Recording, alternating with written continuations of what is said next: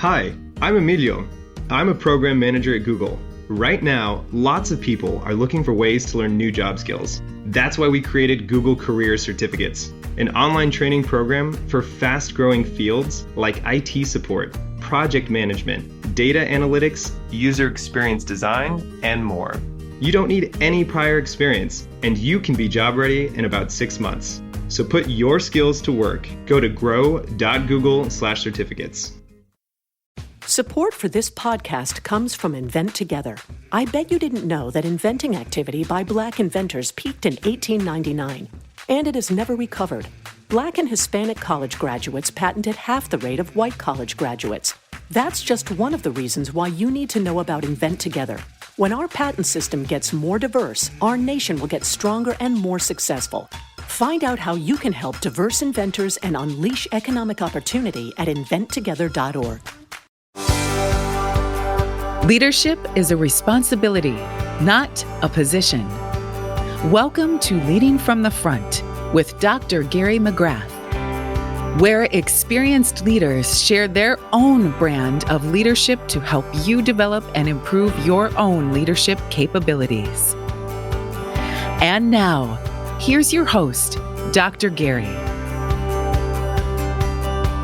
I'm Dr. Gary, making good bosses into great leaders with compassionate accountability. Welcome again to Leading from the Front, where leadership is a responsibility, not a position.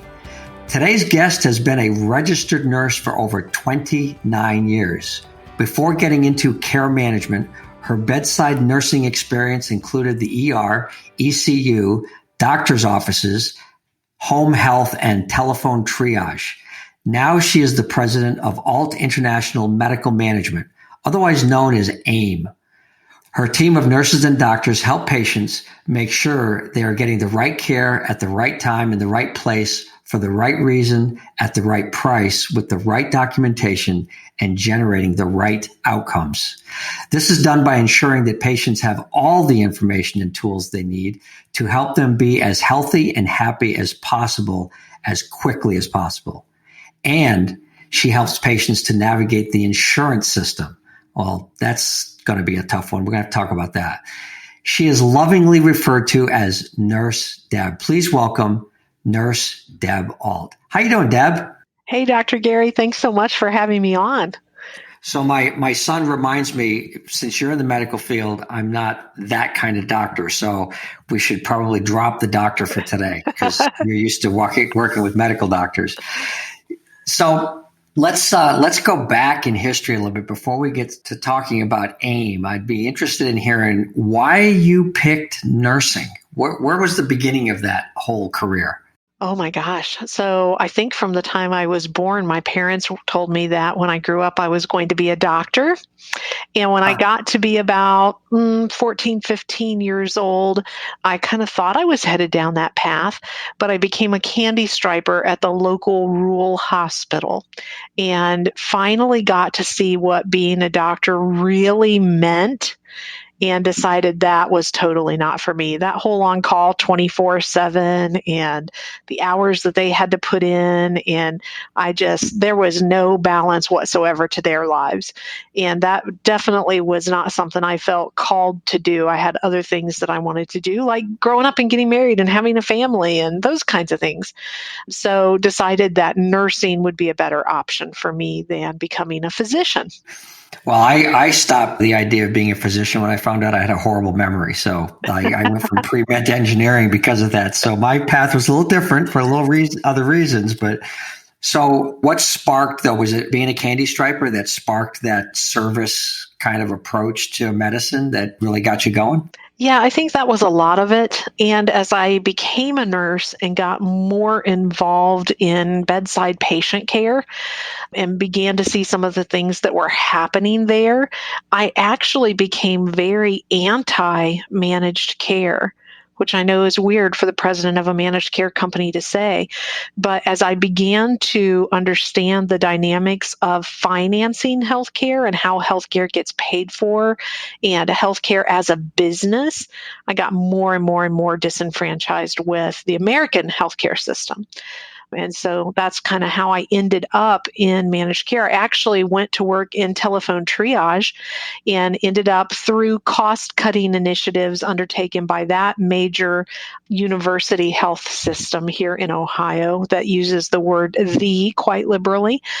When they laid me off, had some difficulties finding another position, and my husband essentially insisted that I apply for a managed care position. I had the good fortune of free education while I was a part of that university health system. So I had actually done a lot of study in business and math and statistics. And then it began to make sense to me that, hey, if we're going to reform the healthcare system in America, we're going to have to do it from the finance side because healthcare is a business. And he who controls the purse strings is going to be ultimately the one who has the authority and the capability to change how healthcare in America works. So you combined your understanding of healthcare at the lower level. I mean, we're talking at the front line as a nurse, as an ER, ICU, the whole 9 yards there. You did that, understood it, saw it, and saw the impact that it was having on the patients. Right. And that's how you became disenfranchised with our present medical healthcare insurance systems. Yeah, absolutely. I could tell you story after story of where business of healthcare got in the way of clinical care. And that just frustrated the heck out of me. And I said, somebody's got to do something about this.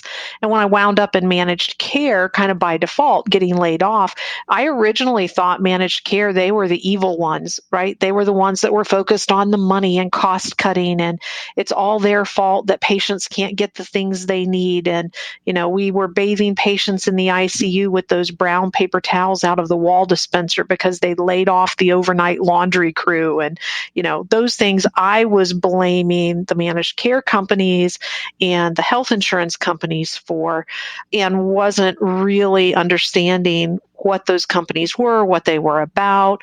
And I'm not saying that all of them are above blame. That's certainly not the case. Many of them deserve a lot of the bad rep that they get. But I also began, when I got on the managed care side, to see things like healthcare providers that are not following evidence-based clinical criteria. So in our intro, you left something out. In our world, we say the right patient, getting the right care at the right time, in the right place, for the right price is the goal and objective. Because when you divorce the clinical from the financial, that's where the problem comes in. And there are too few people in our world today, especially in America, who understand both the clinical and the financial components. And until you marry those two pieces together, you'll never have the solution to the healthcare system in America. So it sounds like on the clinical side, where you started as a nurse, you understood all that and you saw symptoms of what you thought was problems that were caused by managed care, only to find out that it's a lot more complicated than that, isn't it? It absolutely is. There's a combination of factors that cause the system to be broken. And as a very good friend of mine often says, the system isn't broken. It works exactly the way it was designed to work. It just wasn't designed by the patient who gets care from the system or the employer who's the one ultimately funding or paying for the care that the patient is getting. It was developed by financial experts who had no clinical experience or clinicians who had no financial knowledge or experience, and patients who it's their body, but they have no financial skin in the game in the equation. And so because all of those pieces are so disparate and have different goals and objectives, it becomes very convoluted very quickly. And ultimately, you have someone who's sick, who needs care, who wants the best care. But even though with recent transparency laws, we're heading down the path of price transparency, we're not giving anybody a consumer reports that says this doctor gets an A+ and this doctor gets a C-. They all walk across the stage in June with the same diploma and get to put MD after their name or DO after their name, right? So how do we know who's the good guy and who's not, or which facility is really good at ortho but not so good at neuro? And don't go to either of those facilities if you have a cardiac problem. And so nurses are uniquely positioned. And it used to be that we had a feel for which doctors, which facilities, which places were good, but we didn't have objective data. But now we're in a position where we actually have objective data. We know readmission rates, complication rates, never event occurrences, infection rates. That data is finally out there. It's not widely generally available to the public, right? So that's a challenge.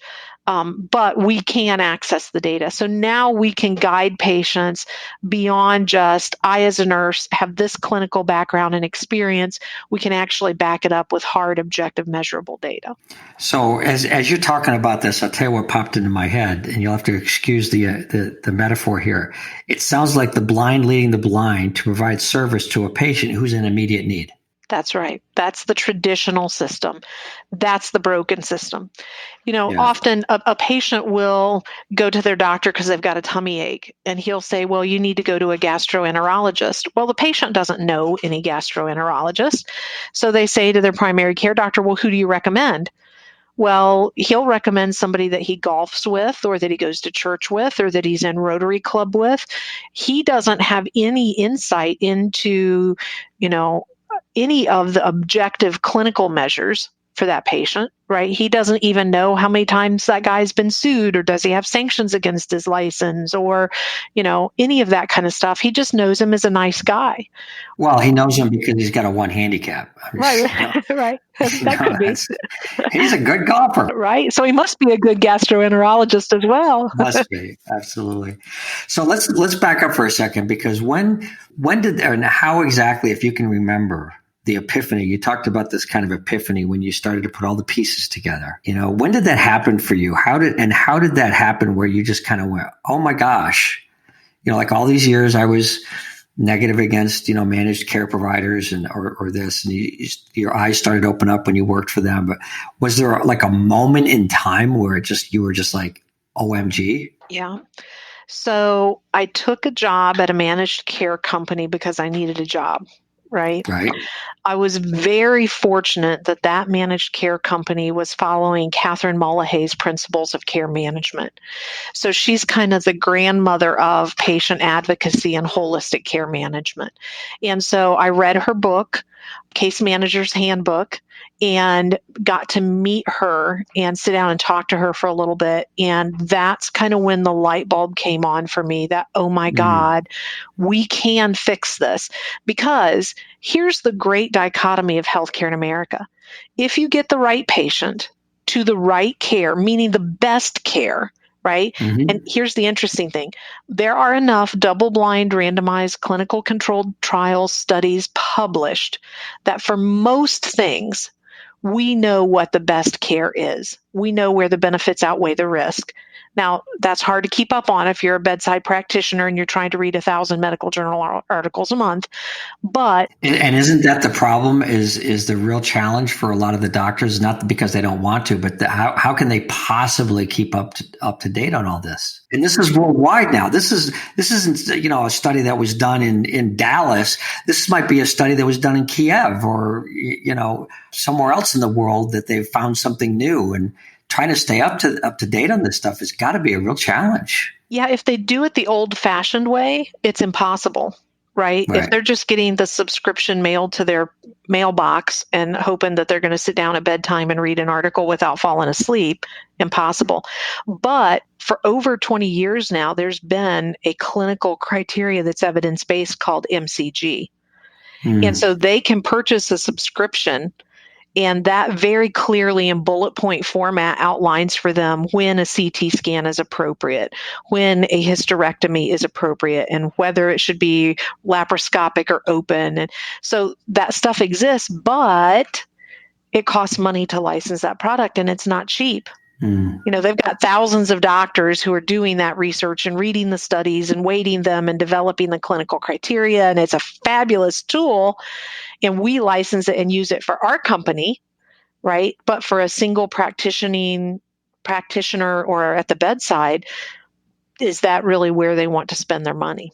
Well, and then the question to me is, how much are they going to spend if they get sued? So Right. or how much are they spending on insurance? You've gone to the dark side, all right? Because you're not just taking all this knowledge and on a mission, but now you've built a company around this. How did that come about? That's a very, very funny story that probably would be best enhanced by a nice bottle of wine. But We ultimately, can do that. ultimately, it was all my husband's fault. Ah, I was building managed care companies for third-party administrators for other people.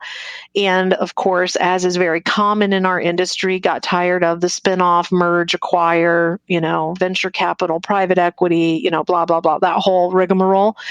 And so said to him one day, the private equity or venture capital guys that bought my company and not my kind of people, we're not going to get along. This is not going to be a long-term relationship. I'm going to need to look for another job. And he said, I've got your next job picked out for you already. I think you should build one of these for us rather than doing it for other people. So we, 18 years ago, began bootstrapping our way to where we're at now, and are very excited by where it's gone. And over the last 3 to 4 years, have finally seen the market going, oh my God, this is what we need. yeah. Well, that's quite a husband you've got there that not only push you to take the idea and use your talents to do that, but to support you on that. That's awesome. There's an example of leadership right there, right? When we can lead our spouse, and see the talents. Obviously, he sees the talent that you have and supports it. So what's it like over the last 18 years running a small business like this as the owner, president, whatever the role is? You've got people working for you now. So now instead of running another company or running something, you've got to worry about payroll. You've got to worry about all the regulations, the insurances, all those things. As an entrepreneur, how was that shift 18 years ago? That first 2 weeks in, when a company paycheck doesn't show up direct deposited into your accounts, a real eye opener. What happened? Right? Oh my God. I remember saying to my husband when he's proposed that we build our own company, what, did you hit the lottery or something? It's going to take $250,000 to even start up an organization like this. And he said, well, I've squirreled away 12 grand. What can you do with that? And doing quick math, that's like less than 5%. But isn't that great? So obviously you've been around 18 years. You figured it out. We figured it out. We started our company in an 8x10 bedroom of a house that we borrowed from my parents. And I locked myself in the room on Friday and woke him up Monday morning at 8 o'clock and said, hey, it's time to get your butt to work. You now are co-owner of a company and we need to go out and sell something. So wow, that's great. That's great. That's the CEO taking charge, right? It's not often you have to walk in your own bedroom and say, it's time for you to get up and get out, but that's great. Time to go to work. Time to go to work. Time to go to work.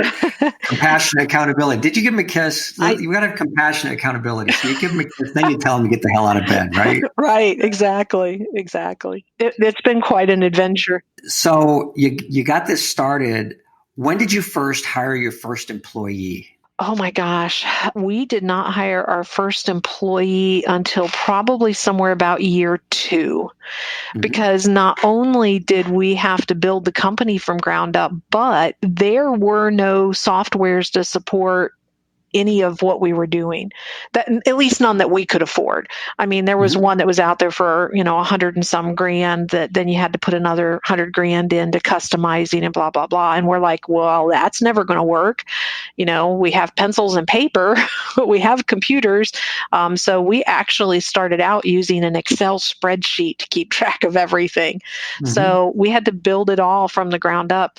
Spent that first year getting to know potential customers, landing a customer or 2. I think at the end of the first year, we had 3 customers.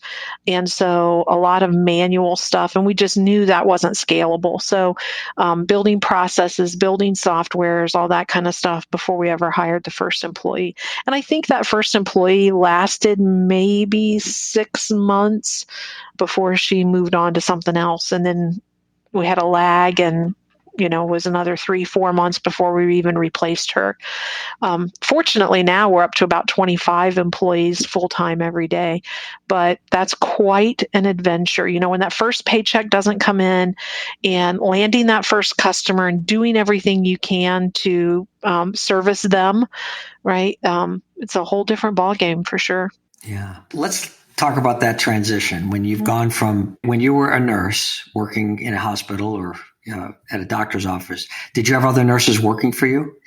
Usually, and if not other nurses, then you would have like medical assistants and nursing assistants and unit secretaries. So as an RN, you're kind of always have other people that are working with you and that you're able to delegate to and that kind of thing. Yeah, so a lot of it working with you, you're delegating tasks. It's a very tactical thing. But now as a business owner, you've got these 25 employees and it becomes more strategic. It becomes bigger picture. Yeah. What have you learned over the years in terms of your leadership and management capabilities over 18 years from 1 employee to 25 employees, and how those skills in yourself have shifted over the years? So I would say it's a continual learning process. So prior to becoming a nurse, I was in the military. I had the good fortune of being a drill sergeant. So I learned that method of quote unquote leadership, which is not really leadership at all, right? Well, not as a drill sergeant, no. Right. But there's other roles in the military that have a lot to do with leadership. So absolutely. Yeah. I had forgotten that you were in the military and a drill sergeant. So you go from that to being in nursing to now running your own business. Are you a drill sergeant in your business now? Sometimes I am. I try not to. Well, the first day you were. Right. The first day. Roughly, absolutely. Get out of bed, go to work. That's right. Absolutely. Absolutely. And those skills are still come in handy on occasion, I will admit. But I did have the good fortune of getting my master's in business. And I consider myself kind of a perpetual student. So I've done a lot of Zig Ziglar types of courses and Dale Carnegie courses, and became a member of the Hero Club and took Trey Taylor's CEO Academy and hired a business coach through Action Coach. I think the one thing that I know is that I want to be a leader. I have a responsibility to be a leader if I'm going to accomplish the social cause that I'm called to accomplish. And so the one thing that I tell my people all the time is I'm definitely not the best leader in the world, but I try awfully hard. And I try to get them to give me credit for trying, but it's definitely an ongoing development process. Yeah. So as we know, the best way for you to get credit is to share it, right? Absolutely. You get what you give. So what do you think now as you continue to grow and as a company leader with these people? One of the things that you've stated that's really, really important that we talk about all the time on Good to Great, Jim Collins says that the most important value of a human and a leader is humility. And you've just demonstrated that by saying, look, I'm not the best leader in the world, doing the best I can. I'll try, give me credit for trying. So what does that say? That says to me that your people are given the freedom to let you know when you might have screwed up. Absolutely. Do they do that? They do. I'm very fortunate in that regard, and they'll give me the opportunity to fix it before it gets to impacting the patient or impacting the customer or impacting our referral source. I always tell people, you want to run to mama before the neighbor runs to mama, right? And so they'll go, yeah, are we really going that direction on this? So I'm very, very fortunate. And all of my entire family works in our company, right? So my husband is our chief operating officer. We call him affectionately the king of all things non-human. So if it doesn't have to do with a human being, he's in charge of it. Our son is our chief financial officer, so he handles all the money stuff. Our daughter-in-law is our chief human resources officer. She's the lovey-dovey, touchy-feely one of the group, right? Right. And You got to have so, somebody in there with heart, right, Deb? yeah, absolutely. Somebody who's not a drill sergeant. And my manager of clinical operations has been with me for more than 5 years. Our manager of administrative operations, pretty close to that as well. So we really view our entire team, especially our leadership team, as family. We're all on the same mission together. But I talk about this with my brother works for me, so I get to work with my family, and as he always says when he does stuff for me, he just sends me a text saying IGYB, I've got your back, and that's exactly what you're talking about. Is you've got each other's back. It's about taking care of the patients and the customers and the business, and it doesn't matter who's right or wrong. If somebody stumbles, we're there to catch you. Right. And if we have each other's back, that's the essence of leadership, is people understand what the goal is, what the direction is, what the mission is. And if everybody's working towards that, we've got each other's back. It makes for a pretty good working environment, wouldn't you say? Absolutely. I'd say our working environment's one of the most fun that I've ever been in. And we're fortunate because we're able to recruit a variety of people. We've got a very diverse population in terms of age and race and gender.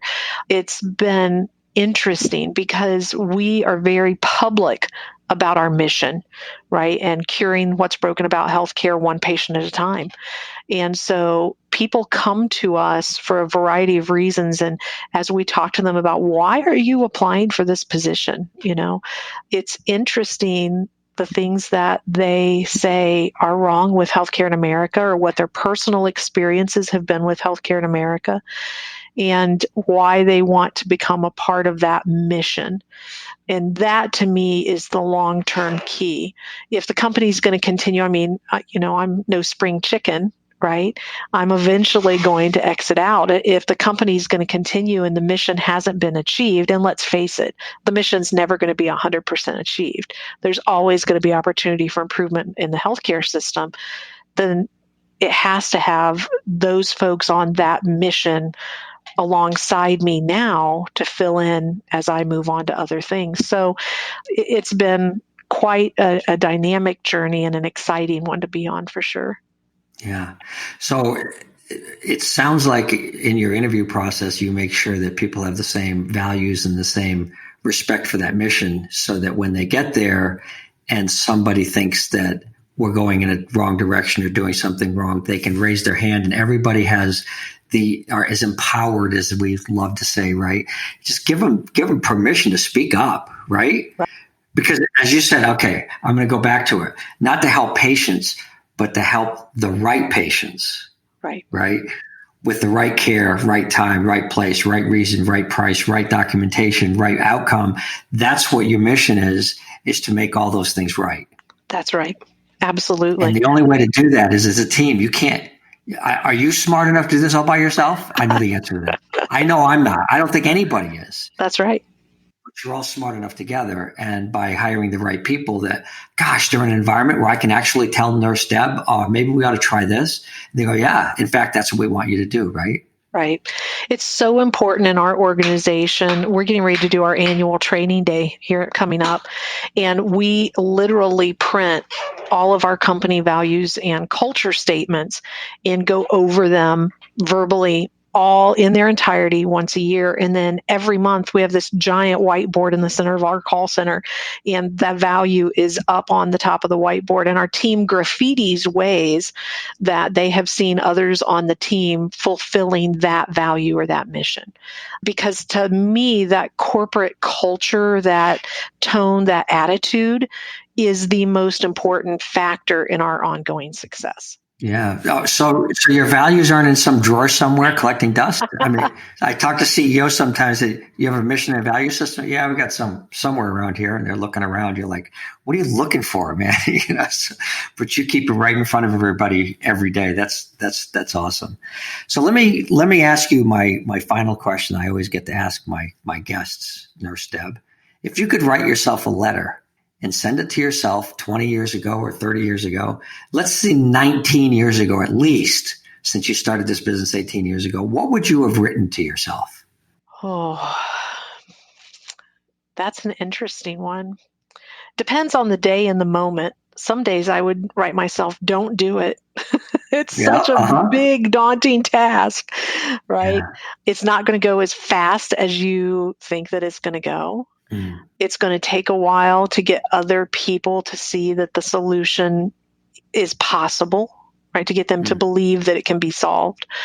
Get more people faster, I think, would be the one piece of advice. Get your tribe established sooner in the process. Yeah.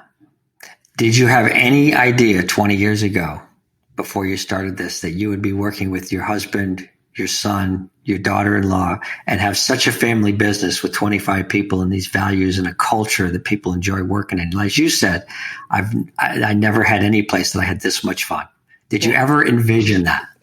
I did not. No. I don't think you can see it at that point. You just see there's a problem and somebody's got to solve it, and I might as well try. And fortunately, it turns out good sometimes. Yeah, I think it's turned out great. Well, Nurse Deb, thank you so much for being our guest today. We've learned a little bit about the healthcare system and the complexity of it. And I've learned a few things about vocabulary. Make sure from now on you help the right patients to get all those things. I appreciate that. Thanks so much for being our guest today, Nurse Deb. Thanks for having me. I'm Dr. Gary, making good bosses into great leaders with compassionate accountability. Thanks again for listening to Leading from the Front, where leadership is a responsibility, not a position. Take care and be well. Thanks for being with us on Leading from the Front with Dr. Gary McGrath. Remember to subscribe to this podcast on Apple or wherever you get your podcasts. For more information about the work Dr. Gary is doing, visit statarius.com, statarius.com. Music for Leading from the Front is provided by Peter Katz. For more of his music, visit peterkatz.com. This podcast is a part of the C-Suite Radio Network. For more top business podcasts, visit c-suiteradio.com.